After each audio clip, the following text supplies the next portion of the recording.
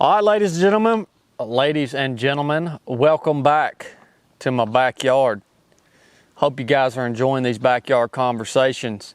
We are going to continue talking about this one right here, basic underwater demolition seal training, otherwise known as BUDS. This is the most special certificate of graduation that I have in my I Love Me binder, and literally a lifetime of stories, memories, lessons learned. This course shaped me into the person that I am today. You guys wonder why you can't beat me? Because I went through this course right here. It's the hardest military training in the world. If it was any tougher, we would all die. Split into 3 phases. If you haven't watched the video on first phase, go back and watch it right now. Because today we're going to move on and talk about second phase. BUDS is split into 3 phases of training. First phase is the selection phase. Second phase, what we're talking about today, is dive phase. All right? Every SEAL has to be a combat swimmer. That's what makes us different than most other special operations units, is the fact that we can operate in the water. SEAL stands for sea, air, and land. All right, this is the sea part. This was my first experience diving, all right? I had never done a scuba dive before in my life. Never even put a daggone scuba tanks on my back, never even seen the stuff before. All right? I had been snorkeling, never scuba diving. And it freaked me out. Second phase freaked me out, man. In second phase, you have all the same performance standards that you have to meet in first phase. So you guys remember we talked about the swims, the 2-mile ocean swims, the 4-mile timed run, the O course. You had to do all those same things on a weekly basis during second phase, except all the times got shorter. So on the run, instead of it being a 32-minute standard, it was a 28-minute standard. All right? On the O course, instead of it being a 12-minute standard, it was a 10-minute standard or whatever it was. On the 2-mile ocean swims, the standard, the time decreased. So you had to move faster. If you missed any of the standards on your run, your swim, or your O course, you would get dropped from training. You still had to meet those standards on a weekly basis on those physical evolutions. On top of all that, they piled on this skill of combat diving. In the beginning of second phase, you learn how to dive open circuit, which is what most of you guys as civilians dive with the scuba tanks, right? It makes bubbles, you have the mouthpiece, the big twin 80 air tanks, compressed air on your back. You do all your open circuit diving in what's called the combat training tank, otherwise known to you civilians as a swimming pool. I don't like swimming pools anymore because I spent so much time in the combat training tank. They can make a swimming pool a really miserable place. I wish I would have talked about the beehive on first phase, but maybe we'll go back and tell that story later. So we jock up, we get our scuba tanks on. Now every morning when you would get your scuba tanks on, you wouldn't just go on to the pool and get in the water. They would make sure they spent some time beating you on what we call the grinder. The grinder was basically an asphalt parking lot, and on the asphalt were printed these fins, or painted on these fins, right? 2 fins. They look like frog's feet almost, and you'd have to get in your position on your fins there. You'd get your big old scuba tanks on. Dive gear is not made to be worn on dry land. Those scuba tanks are heavy, they're uncomfortable, they suck until you get in the water. So they'd make sure to beat us there on the grinder for a little while every morning, push-ups and burpees and you name it, with full dive gear on. Then we'd load up on the buses and head over to the combat training tank, and we would get comfortable underwater with our scuba tanks on, all right? Now, once we did that, once we got comfortable with this gear on underwater, we learned how to use it. We learned how to breathe underwater, how to do a free swimmer's ascent. Essentially, it's dangerous. Breathing compressed air underwater is dangerous because you can't just shoot to the surface. If you do, you'll explode your lungs. And once we got comfortable, we did something called pool comp. Now, pool comp was the final selection evolution in buds. All right? We entered first phase with about 50 guys. So we started first phase with 300. By the time we classed up by the time we started second phase, we had about 50 guys left. Now, out of those 50, there were still some guys that the instructors didn't want to be there. They were just tough enough to make it through first phase. But the instructors still didn't like the personality of a couple of the guys left in the class, all right? Pool comp was the last chance for the instructors to make those guys go away. Yeah. So, let me explain pool comp to you real quick. In pool comp, you got your scuba gear on. You go to the bottom of the combat training tank. It's about 15 feet deep. You crawl on your hands and knees across the bottom of the pool with your scuba gear on. You have to look at the bottom of the pool. You can't look around you. Well, as you're crawling, eventually an instructor will descend upon you. And the first thing that instructor does is tear your mouthpiece out of your mouth. Cuts off your air supply, right? Then he essentially beats you up underwater.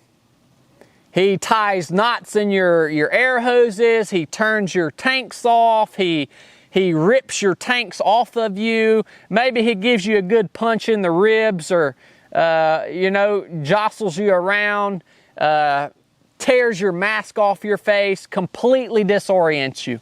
Basically, he's trying to replicate you getting hit with a massive wave underwater and it just screwing your gear all up, and you have to recover from that. Now, the way you recover from that is you fix all those problems. You undo the knot in your hose, you get your tanks turned back on, you get them back on. When you put your gear back on, you have to put it all on perfectly. If you have a little twist in your shoulder strap or something like that, you fail. It all has to be done perfectly. So you get that gear back on, you get your air supply back, everything, you trace all your straps, everything's perfect, attention to detail. That's why I'm so adamant about attention to detail. Once you get all that stuff back on, you start crawling again. You're crawling across the bottom of the pool. He hits you again. This time he hits you a little harder. He makes the problem a little worse. And you got to work through it and fix it.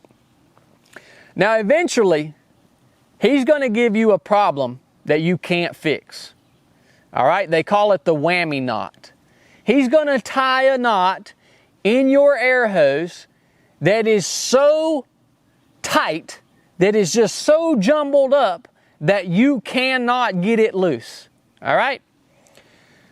When you think you have the whammy knot, when you think you have it, you essentially abandon ship. You abandon that gear, you kiss the bottom of the pool, and you do a free swimmer's ascent. You come up to the surface. When you get to the surface, only then do you know if you passed or not. Because that instructor might say, you could have fixed that. You could have fixed that. Or he might say, that was the whammy knot, you pass, right? So it's completely up to the discretion of the instructor. This is how they weed guys out. It's no longer based on the performance. It's completely up to the discretion of the instructor. A lot of people ask me in SEAL training, they say, well, if you're in good enough shape, you can make it through SEAL training, right? The answer is no.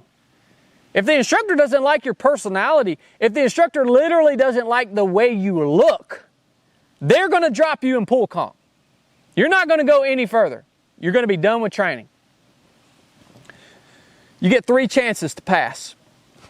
My first 2 runs in pool comp, I thought I had the whammy knot. I kissed the bottom of the pool. I came up. The instructor said, "No, man, you could have fixed that." I get down to my last try. If you don't pass on that 3rd try, you're dropped from training. Crawling across the bottom of the pool, I go through all my procedures. He hits me 3, 4, 5 times. I'm fixing everything, working through it. Finally, on that 5th time he hits me, I say, "Man, I can't fix this. I'm running out of air. I've got to come to the surface." I kiss the bottom of the pool. I come to the surface. The instructor gives me a thumbs up. I pass pool comp. That was the biggest relief that I felt throughout my entire time in SEAL training.